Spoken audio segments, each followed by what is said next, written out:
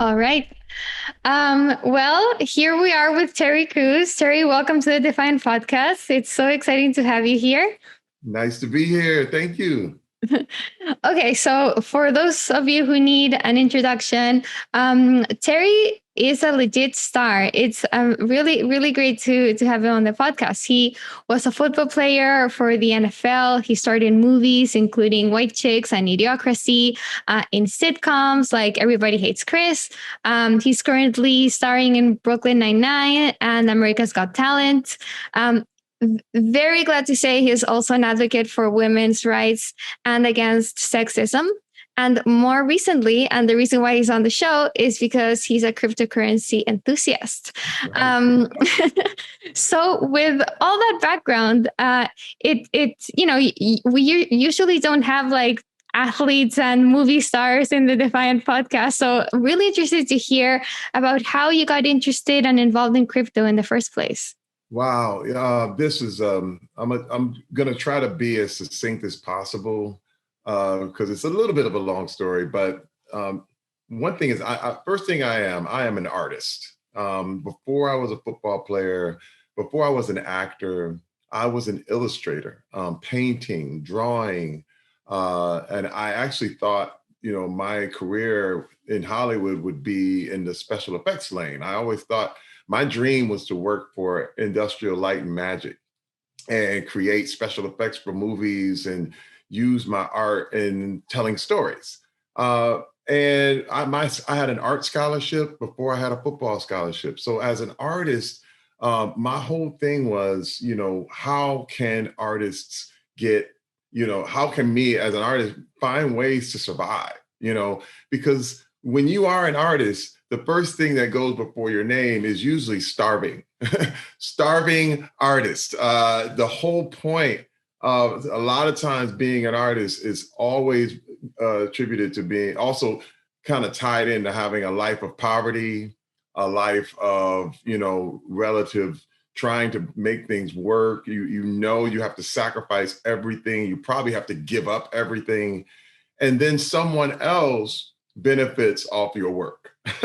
And listen, I my thing is I'm also being an artist, I've always been a patron of the arts. I always have found people that I loved and I always invested in them. And when I was getting involved in the furniture business, there was a friend of mine named Eni Archibald, who actually is one of the world's best designers.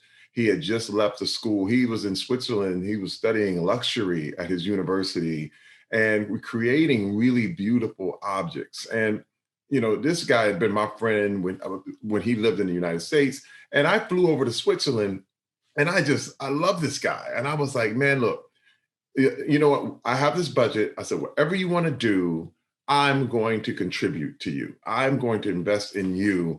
And I said, let's make a product. I want you to design it, and we'll put it out. You will blow up, and the whole thing is to get you the recognition that you deserve, because that's really, really hard for most artists. So he came up with a whole line of furniture, a settee, a table, a chandelier, and it was beautiful. And we took it to Milan for the Salone de Mobile, which was, and they had an emerging designers conference called the Salone Satellite, which was brand new designers.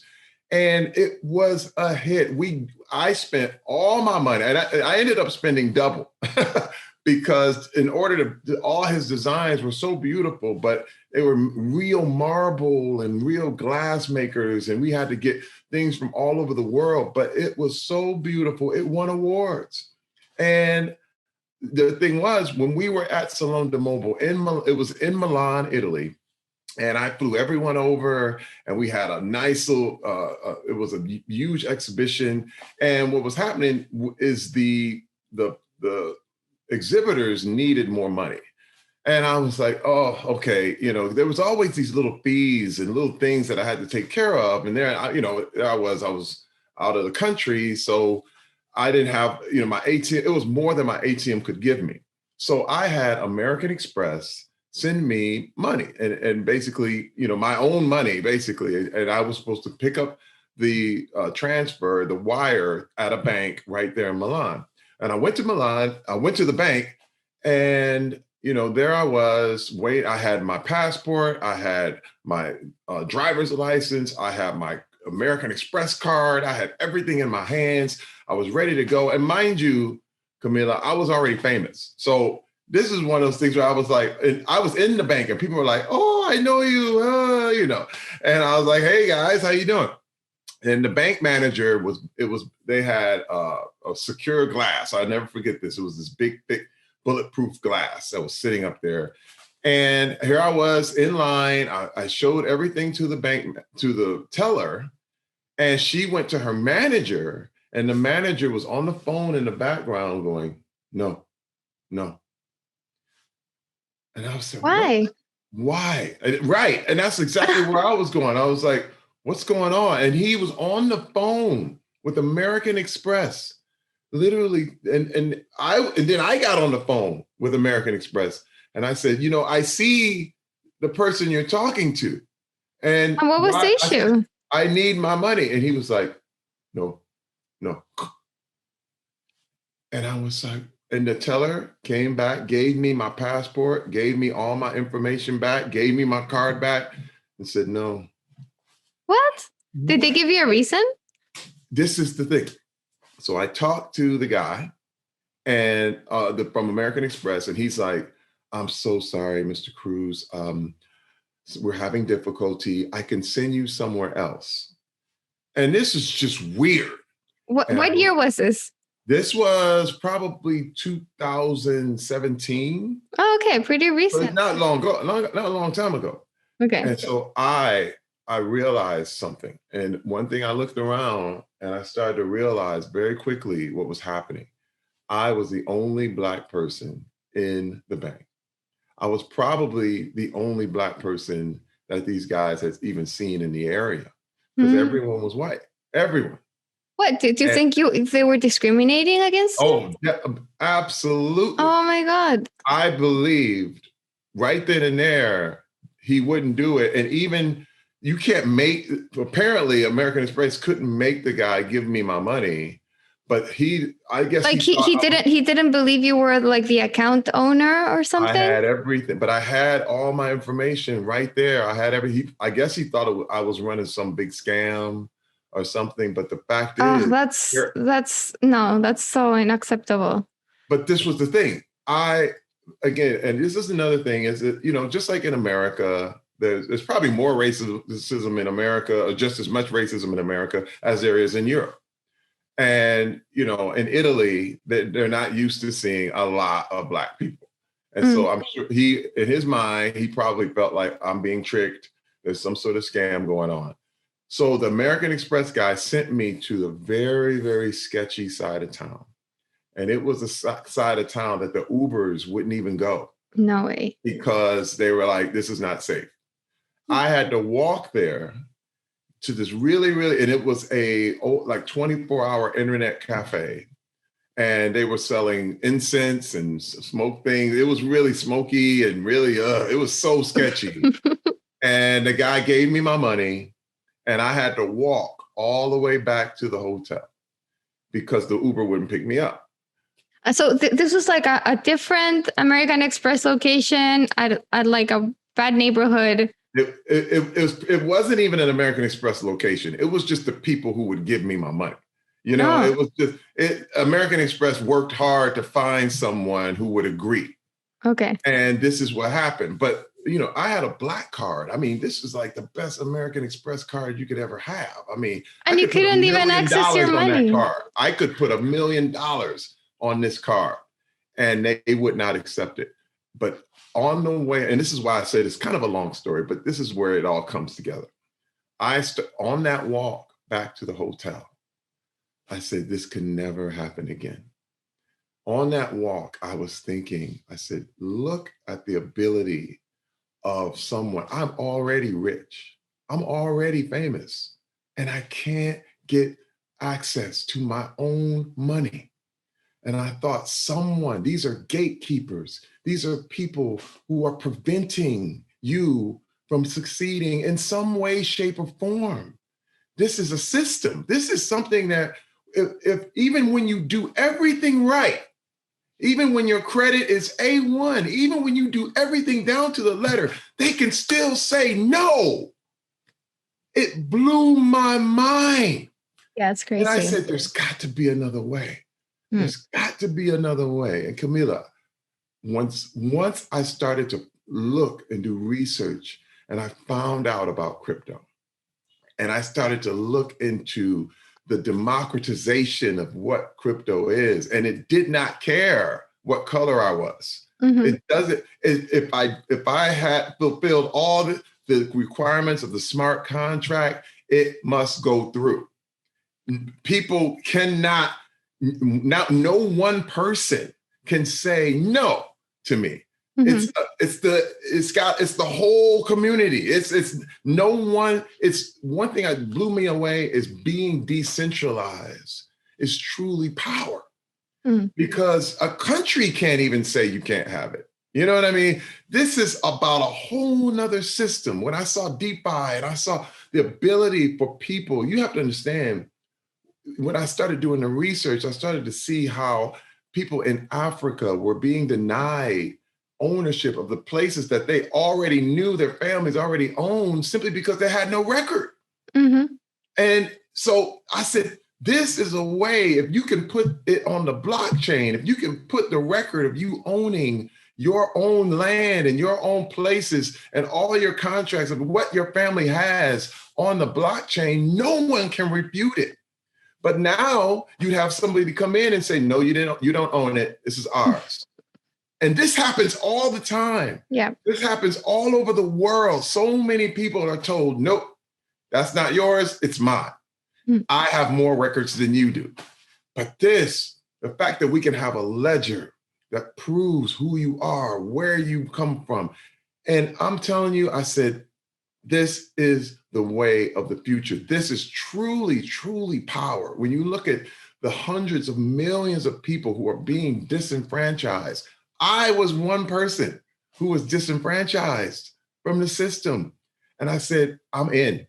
After that, I said, I have to find a way to get involved with this cryptocurrency because it truly, truly is something that everyone needs in their life. You listen, and this is the thing. You know, and you mentioned how women's rights, and women couldn't even get a credit card in the United States without a man signing for them in 1975. You know what I mean? Like, wasn't that long ago either. That's not a long time ago. That's the 70s. If you were a woman, you could not get a credit card. Think about. No, that's insane. Just think about the women who are trying to get businesses, trying to start things, trying to, single moms who are trying to raise their families, and you were stuck. Not only if you were whatever race you were, but if you were a woman, you could not do anything. You were subject to whatever that someone would let you have. Yeah. But with crypto and with this, the way things work here is that it's true freedom. I mean, it's permissionless. I love it. You don't need to ask permission for anyone. You're your own bank. You own your own assets. You don't, if you want to transfer, it doesn't care who you are, but it doesn't matter where you are either. So it doesn't matter if you're in Milan or in the US. It's a global network. So you can just transfer to wherever, from wherever, without asking any bank. No intermediaries. It's beautiful. So much. It hurt me so much. I said, I'll never, because I did everything right. You know what I mean? Like I did everything I was supposed to do, So, okay. So you learned about crypto and blockchain. When was this? And what's the first thing you did? Did you go and buy Bitcoin? No, actually I waited. I waited. I just did more studying. You know what I mean? And I did more looking. And once I found, because people were all into Bitcoin. They were buy Bitcoin. But this is the thing for me, even though Bitcoin was like gold, of course, and it's something that you set and you just kind of keep and the whole thing. But I was looking for a system because for me, Ethereum was much more intoxicating to me because Hmm. it was a network. It was Hmm. something I could build something on. So I got involved with Ethereum right Hmm. away. I got Ethereum. I got turned on through certain people that I really, really trusted who let me know how this whole system works.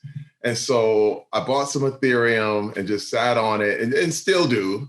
But Hmm. my thing is to really find ways to make this thing work, because once it clicked for me that Bitcoin was like gold and Ethereum was like oil, Hmm. oil that runs your machine and runs your businesses and runs your whole thing. I said, that's what I need, because there's so many business things that I want to do that I need a structure and to actually operate. That's why DeFi is so beautiful right now. And I have to be honest, it's not really about the ins and outs for me, because Hmm. those and I know a lot of people who are like, well, you should be in this coin or that coin, it isn't it, but these are more speculators. I'm not a speculator. I believe in what this is, Hmm. because all money is faith. All it is faith in you. If I know you and I believe you, you all of a sudden have currency with me. You know Hmm. what I mean? Hmm. And all wealth is technically spiritual. It's not something that really, really exists. But when you deal with money as like a hard good, it can be stolen. But you Hmm. can't steal my name. You can't steal my effort, the goodwill, the faith. I've been married to my wife for 32 years. You can't steal that. Hmm. You know what I mean? And when you have built these goodwill and built these great things, I saw the power of what crypto is, not for, getting rich quick. It's really about spiritually proving yourself as like someone to have faith in.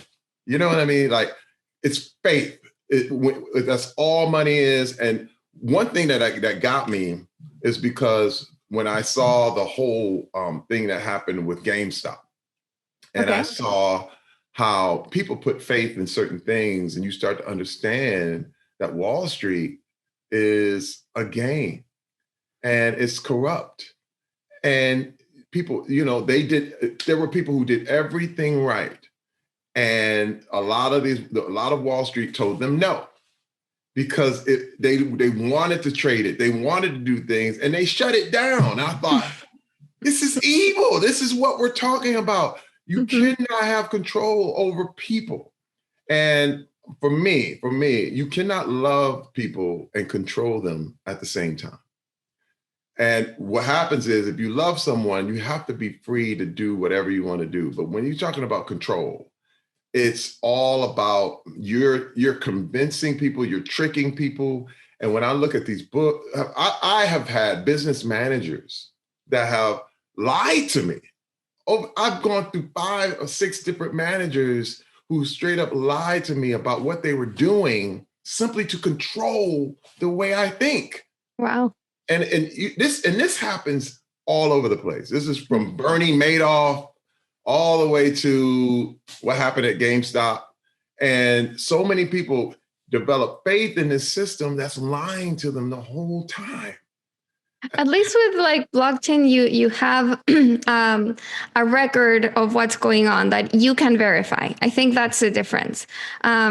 It doesn't kind of change human nature. Like, you still have people who are lying and involved in the crypto ecosystem. Like, we see scams all the time. Yeah.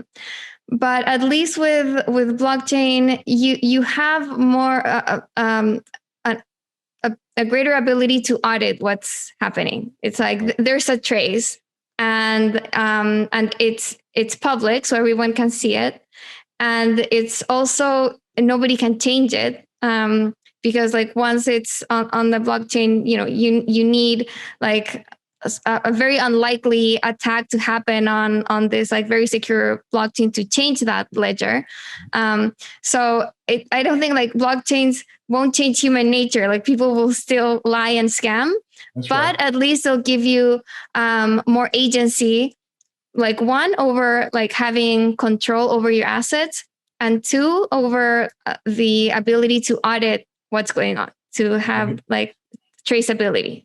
You're right. I mean, and I'll be honest with you, human nature will not change. But when you look at the number of scams in Bitcoin versus the number of scams at your local bank, I mean, it's literally a whole, Bitcoin is still 100% better than what's happening in the financial system right now. Oh yeah. Oh, I agree. mean, that's what you have to. I had to ask myself, which one is better? You know what I mean? When I would look at what happened with Wells Fargo, and Wells Fargo here in the United States, they were opening accounts for people and they didn't even know they had them. And it was a scam on a worldwide level where some people had 20 accounts and didn't know. And it was so wild because when I look at I remember being, this is a good thing. Growing up in Flint, Michigan, I was pretty poor. And I used to watch the check cashing places in my community basically rob the community. They were loan sharking. You could do a payday loan, but the interest was like 300% if you didn't pay it by a certain time. And so many people got caught under that debt that you just saw the neighborhood starts to crumble and it starts to fall underneath that stuff. And I said, there's got to be, I mean, first of all, people can talk about, oh yeah, there was a crypto scam. But I'm like, but there's a scam on the corner. On the corner of your block trying to trick you into getting all your money now, but paying 3 times later. And I said, this is so evil and so corrupt that everything I've seen with cryptocurrency is still better than your best banking system you have right now. True. Because it's so opaque. Like you don't know what's going on behind those closed doors. Okay, so I want to ask you about, you said this, you made an interesting point about crypto gives you this ability to put your faith in someone. And I think that's tied to the social token that you issued, right? You're enabling your fans to put their faith in you, to own a piece of you, essentially, when they're buying your token.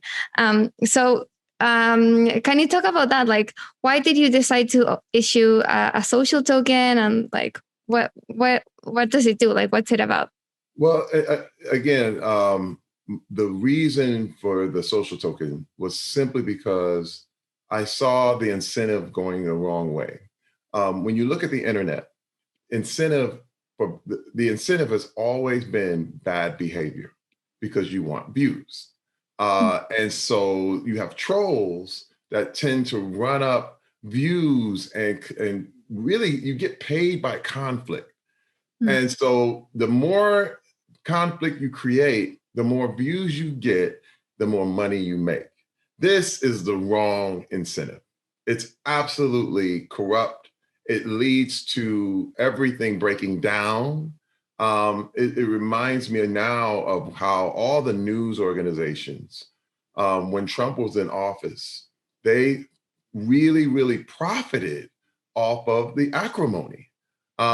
They made a lot of money. I mean, you're talking about CNN, MSNBC, because the point is not to tell you things are good. The point is to get you scared. And the point is to make you very, very afraid. So you watch everything and you feel panic and you spend your money and they get more advertising. But now when Trump got out of office, a lot of these same news organizations are struggling. They are now looking for the latest crisis so that they can ramp up and try to get some more money again. Social currency works totally the opposite. You have to do good. You have to create faith.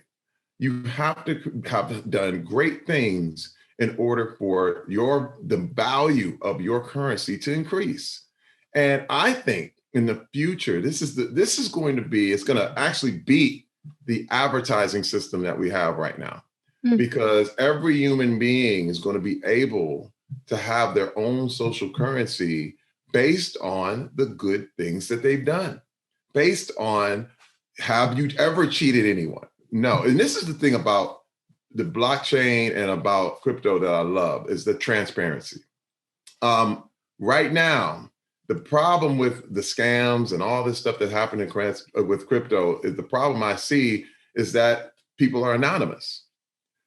I believe everyone's going to have to put their name out there once you start doing, because the people who are anonymous can get away with a whole lot of things and get people to, oh yeah, my name is, they come up with some animal name, I'm Lion and whatever. And all of a sudden everyone puts all their money in Lion and then they pull the rug out from under them and they're gone.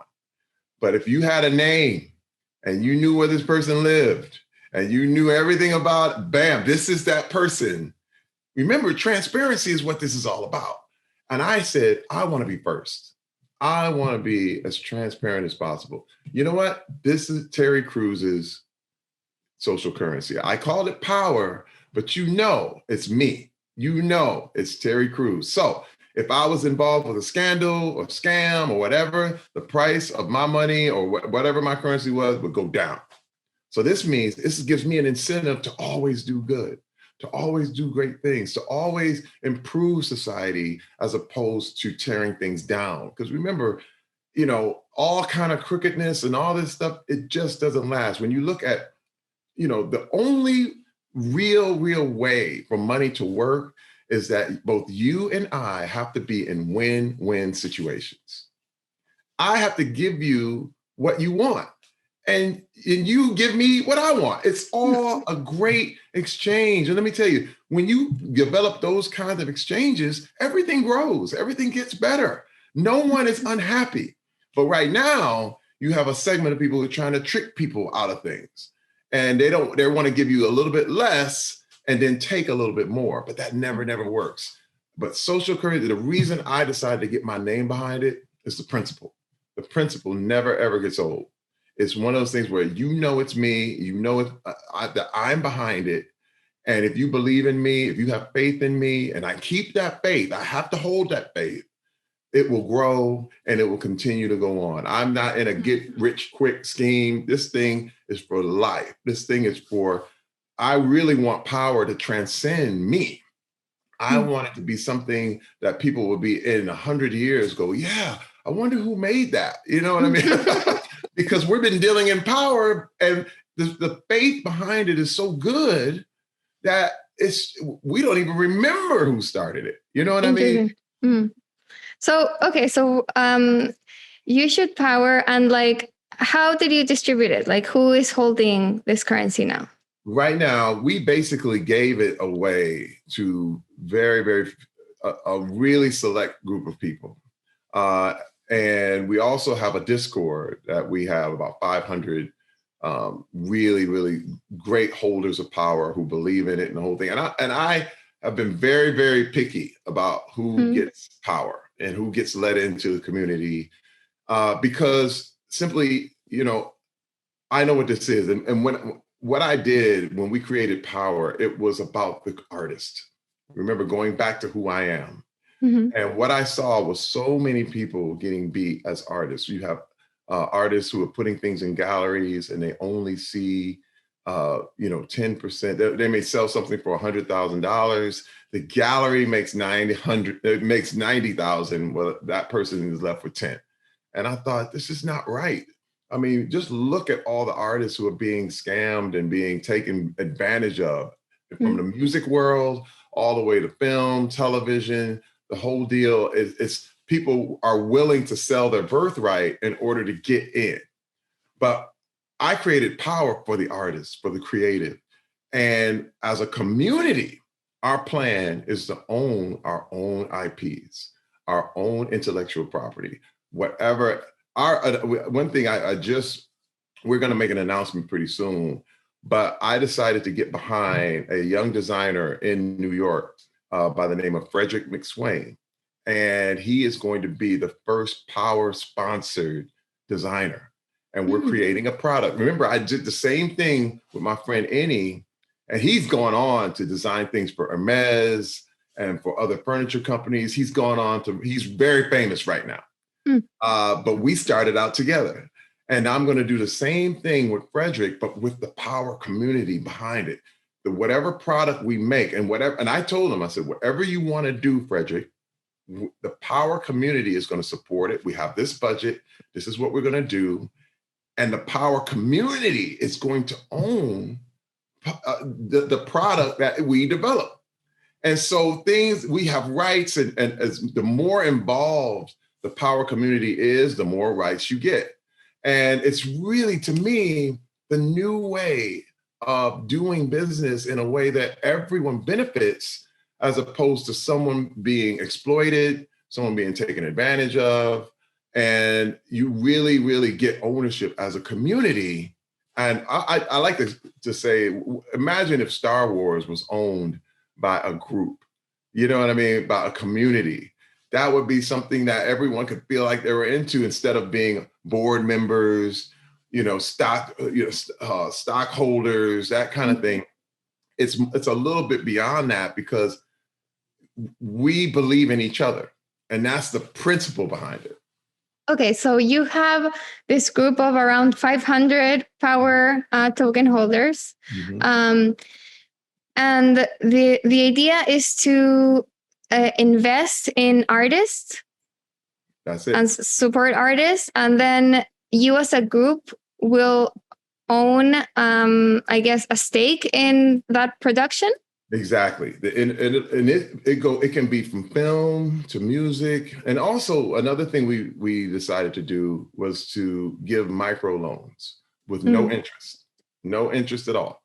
Is literally give loans to artists who need help, who, when you pay us back, that's fine, but there is no interest involved, and because you're part of the power community. And then we have the community itself vote on who is the artist out of the community that we want to support.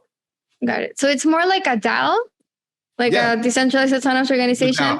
Exactly. Okay. And the power token is a way for members of the DAO to vote on different decisions, like who you will invest in, like what loans you'll give out, like that sort of thing. Exactly. Okay. And is the idea that the stake in these productions will be in better terms than, for example, what an artist would get at a traditional gallery? And I mean much better. The whole point is, because if we do the same thing the galleries are doing, it really wouldn't work. But with people holding power, with a successful launch of, let's say, if we have a wonderful piece of art that was created and we all own it, the value of power all goes up. So as people own it, everyone tends to benefit, and the artist himself will see most of his profits. That's the thing. I mean, there'll be probably a minor bit that will go back into the power community, but because of the work that they've done, it's a meritocracy. The more work someone does, the more they can profit, and that's our plan. Got it. And then, so you distributed power to like a select group of people, but for example, can I go to Uniswap and buy power, or is that limited? Now, we went through the Roll network, and but this is one thing too. We have not pooled. We're not liquid, and that's by design. We decided we're just going to build the community. I like to say, if you've ever been to Disneyland, there are Disney dollars that you exchange, and you say, and it gives you, extra benefits if you use it inside of the park. You know what I mean? Power right now is not liquid, and it probably won't be liquid for a long time, simply because we have to build the faith. We have the big deal is to build the community. Once people see, and I have to say this, I'm funding it 100%. But once people see that, here, wait a minute, they're actually representing artists. They're actually giving these loans. They're actually doing these things, and they have a product. It's going to gain momentum, and I want it to be organic. And this is another thing, I'm not in a hurry. And that's for speculators. That's for people who are trying to, let me get some. I don't care when this thing is going to be right, it's going to be right. If it happens next year, if it happens in 5 years, if it happens in 10 years. It's no That's problem. interesting. Okay. It's not a money grab. And anyone who comes in here with the attitude of a money grab, it's just not going to, it's not for you. That's why we're not pooling. But once we have, let's say, imagine we had an IP that got major interest from outside. Let's say someone wants to buy it and wants to turn it into a whole other thing. That might be a point where we turn liquid just so we can blow the community up. You know what I mean? So we can actually give the community that's already existed with us so that they can see the results and they can profit. But that's the only way I would do it. I'm not getting, you don't have to invest money. I would not make it liquid unless every member of my community profited. That's so interesting. It's pretty different from other social tokens, which are kind of, liquid almost from day one. You're keeping this as like a closed community, a DAO. You're building it out. Okay, so you're allowed to sponsor your first artist. The idea is to kind of grow that portfolio of artists. And then maybe like once you have like a really great portfolio, that will just give more support to the currency. And maybe at that point, there will be interest from like an outside party to maybe buy some of that. And that will be kind of the moment to make it just like a public currency and make it liquid and like sell it. Exactly. And Wow. Because again, listen, and this is one thing that really activated that, because we were going to get into talking about that. But, Roll got hacked. Shortly after I announced my power, there was a hack. And it was roughly almost $7 million got taken from, the Roll portfolio. Now, because I was not liquid, it didn't hurt me at all. I never got touched. And a lot of times I have to say, when you're talking about hacking and you're talking about this kind of stuff, especially in crypto, it's usually an inside job. Somebody knew something. Either they were trying to get, somebody back or revenge, or, they were laying in wait. But, crypto is so hard to really, to do an efficient hack. Like people come out of nowhere, like, I'm just going to bust in here. It doesn't happen that way. You have to know so many things are so encrypted that there's got to be an inside job. And let me tell you, I know anytime I've had anything stolen from my house, and I've had a few employees and different things, it's always somebody from the inside. It's never somebody who's been on the outside. They've been watching and they've been looking. They know when the gate opened. They find out the gate code. They know when to do. They know when you're not home. These things are planned. And when Roll got hacked, it opened my eyes about, the people who really actually got hurt were more speculative guys, people who were trying to get paid. But those who know, and what was so great about it is that even those who in the community who know how this whole thing works, they weren't affected because they know we're going to ride it out. You know what I mean? I hold some of my friend Trevor McFedry's friends with benefits, and they weren't shook about it at all. They just said, you know what? We're not in it for that. We're in this for what this means as a community, for who we are. And that to me is so much more powerful, because I'm gonna tell you this, as an artist myself, I've been in the entertainment industry for over 22 years. And every time I did something for money, I was left, it was not good. The minute I decided I was going to do everything for the enjoyment, I'll never take a job to get paid. I only do what I love to do. I tell people right now, I would host America's Got Talent for free. I would, because it's one of the most satisfying, beautiful, amazing experiences I've ever done. Giving people's dreams away. The fact that someone can come in and do a show and become famous overnight, that is so much fun to me. But they pay me a lot of money because I would do it for free. And I told everybody at NBC, I do this for free. This is not about the money. But when you have that attitude, they give you a lot of money. people have faith in that. But if Right. I was doing this like, well, how much am I going to get? You know what? I'm going to host, but you know, you got to give me a rate. I got to have this and this. You got to have my trailer out there. You got to, all of a sudden people find ways to get rid of you. You know what I mean? If you were that guy, it's like, oh, you're nickel and diming everything. And, but it's always the people who approach life like an artist. I mean, you can be a groundskeeper, you can cut the lawn, or you can be a landscape artist. Someone who's like, I'm gonna make these trees, and you do so great that they go, wait, I'll pay you whatever you want. You know, and that to me I is love where, that attitude. Yeah. You see what I mean? This is where artists live. Artists don't do it to get paid. Now, of course, we want to eat. Of course, we have to make a living. But that's where people are exploiting us. And I'm like, listen, I will never be exploited because I'm just going to do what I love. And as long as I love it, I'm always seeing profit. But as soon as I start doing a trade-off of, well, you're only going to get this, and all of a sudden that's where you can get robbed. You know what I mean? So bringing it back to social tokens, I think it's a great insight. The fact that, you know, you're doing this for the long term. So you're obviously not, you know, this is not a cash grab. So you're not making it liquid.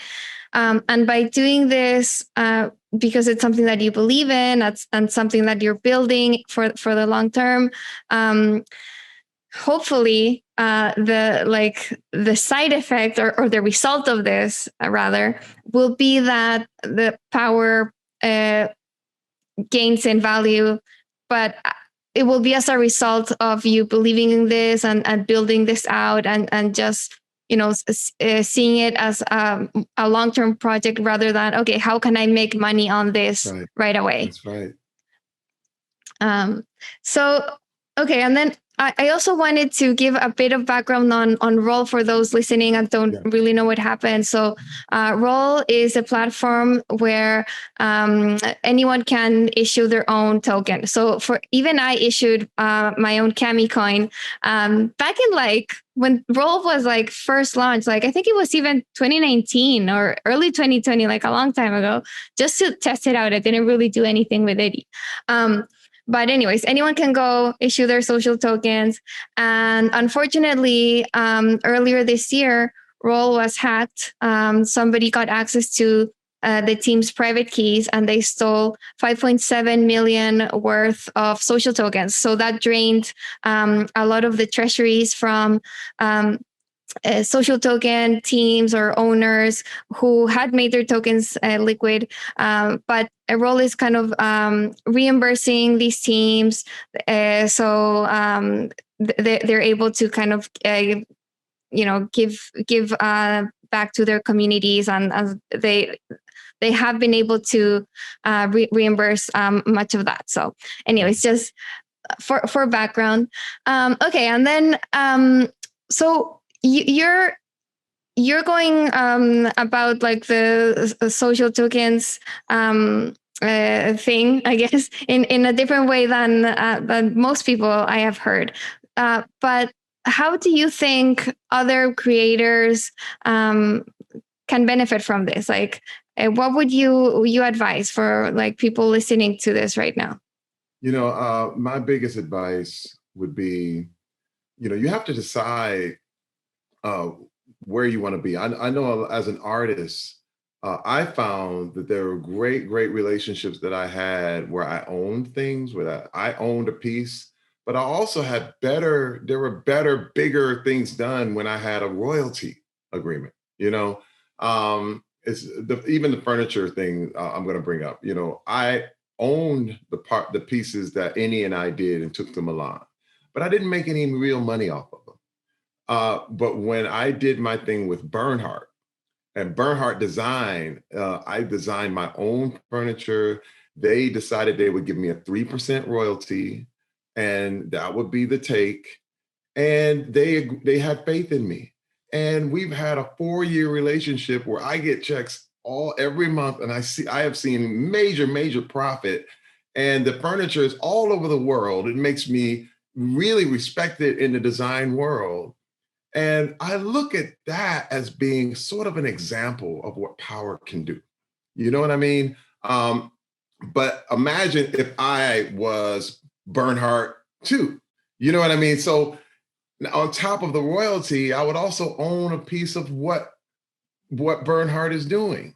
And I think this is the future of how all things are going to be done.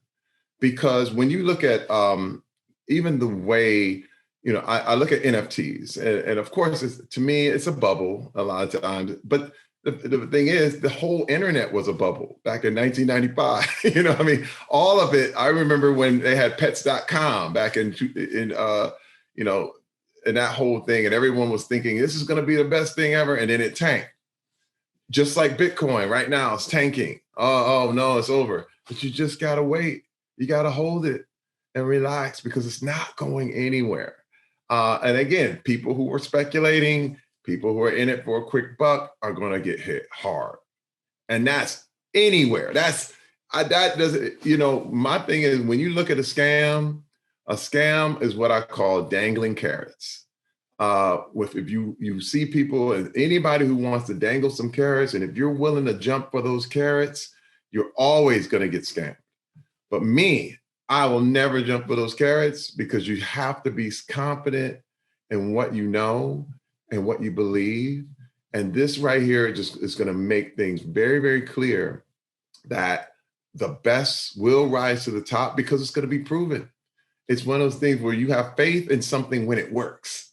You know what I mean? And this is why I need to give power the time to grow. It's wild because faith, you can have faith instantly, but trust is earned. It's something that takes a lot of time to build. And that's what I'm working on, building my trust. And with all the creators out there, you have to be trustworthy yourself. And I see with crypto and the way this whole thing is going, creators have more control than ever. When you're talking about the transparency, when you're talking about the fact that you are decentralized, that not one, because a lot of artists within the gallery system, they have to go along with the other system. You have to look at this. William Morris Endeavor went public just 2 weeks ago. They made $1 billion. And all of the talent at William Morris Endeavor got zero. The talent that William Morris Endeavor represents got nothing. Come on, and no one said anything. Listen, Camila, I couldn't believe this. How are you going to basically pimp the artists you represent? They represent world-class actors, world-class directors, world-class creatives, and they took them for $1 billion. The two heads of the company, Patrick Weitzel and Ari Emanuel, each left with $300 million apiece. Oh my God. And the artists didn't own zero. Nobody, they didn't have a stake in the company. Nothing. No actors have a stake in the company. Nobody. And the actors still have to pay William Morris Endeavor 10% of whatever they make. 10%. Oh, right. Of their work. That's their agency. Right. And you know why they don't say anything? Because they're not decentralized. You need the agency. The agency owns you. You see what I mean? And that's why they could sell you. I'm not. Okay, so with social tokens, in theory, what these artists could do is basically sell their tokens and get that as a sort of like advance on their work, and they sell them directly to their fans so that they can go around agencies or disintermediate the mediator. And so in that direct relationship, the artists get remunerated for their work. They can monetize whatever they do. The fans will be able to get the upside in the artist's career because they'll own a piece of, their token. If they believe that they'll do well, they'll be able to benefit from that upside as well. So like you said, it's a situation where both sides win. No middleman. No middleman. It's a chance for you to get right to your fans and your fans to get right to you. And the transparency is so beautiful. I mean, look at the music industry for years and years. They called it the black box because no one knew how much they actually made. And they would make you would go concerts, you do all this stuff, and then you find out that you had to recoup all the money that they spent on the concert. So you thought you made $500 million, and you turn around and they hand you a bill for $600 million. That's when, remember when Prince went rogue? Prince went rogue. Years ago, he said, I'm out of this. In fact, I'm going to sell my music digitally. And he made more money that year than he made his whole career. And a lot of people were like, oh, well, he had to deal with Warner Brothers. It was so much better, but it wasn't. It wasn't better for Prince. Not at all. And he saw it, and he encouraged all the other artists. He was like, come out, get out of this thing. But the artists were scared. They were like, oh, I don't know, because the system still had them, but not anymore. The music industry is over. The way that it used to be, it's truly decentralized right now. Yeah, that's why no one can control it. You have NFTs, you have social tokens, you have all these tools to do that. And you're right. Like I had Blau, the DJ on the show a few months ago, and same thing, like he sold his album as an NFT and got with that more than he ever got from Spotify in his, like, I don't know how many years of a career in one single NFT token. So it is a true revolution. It is a revolution. And you know what? And again, I just, and this is why I attack this spiritually. It's not really about, for me, X's and O's and figures. And I'll leave that to the people who are mathematicians. I'm about the principle. There's a principle of health, not a principle of sickness. There's a principle of wealth, not a principle of being poor. This is one reason why in India is really trying to get rid of crypto, because their whole system in India is based on divine right. When you talk about the caste system, there are people who were born rich, and we should always be rich. And that doesn't work. But when you talk about cryptocurrency, everyone can be rich. Everyone has their own wealth. It's no divine rights. And divine right has been a major problem in when you're talking about world history. It's always been, I have this because I was born with it. It's so unfair. It's so unfair, and it's not right. And what the trick is, they made you believe it. That's the trick. It's not that they say it, it's the fact that you believe it. And once people believe, wait a minute, I have power, I have rights.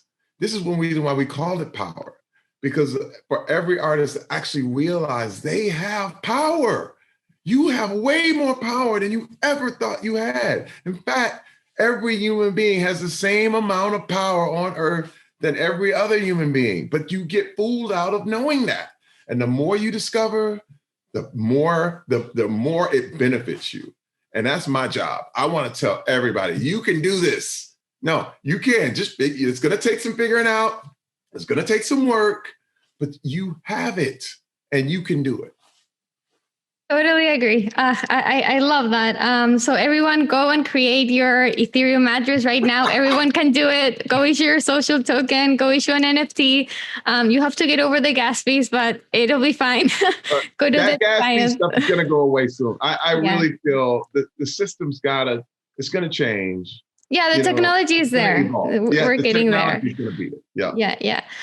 Terry, to wrap up, I can't have this conversation without asking you about our Wait for It video. Because I really want everyone to go and watch it. Our video director, Robin Schmidt, made a great video.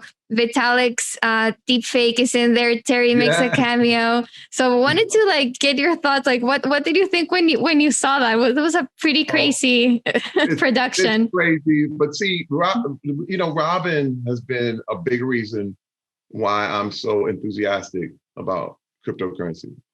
He really breaks things down so you can understand.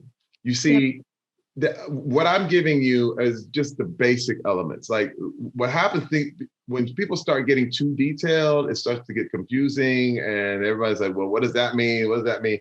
I like the way Robin puts it. You go, "Oh my God, I can understand this," and he has the greatest illustrations of what things mean and how it works. And I love his heart. And he has the same. Let me tell you, we sat and talked, me and Robin, and we talked about this same thing. We're like, man, this is about the long haul. This is literally about empowering people and really giving people a chance to create their own life. That's all you want. That's all anyone ever wants, is opportunity to create the life they want. And you don't want anybody to give you to veto that and to tell me no. Like back in that bank, when that guy told me no, he was literally stopping me from creating the life I wanted. But I found an end around. I found a way around. And I think crypto is the way around this for a lot of people. And as soon as they realize it, and more people every day are realizing more and more, thanks to the videos that Robin puts out. That's right. Thanks so much, Terry. This was an awesome conversation. I really appreciate it. Hopefully, everyone will leave this feeling very empowered. Oh, Thanks to thank you. you. Thank you, Camilla. Thank you. I'm honored to be here. Thank you so much.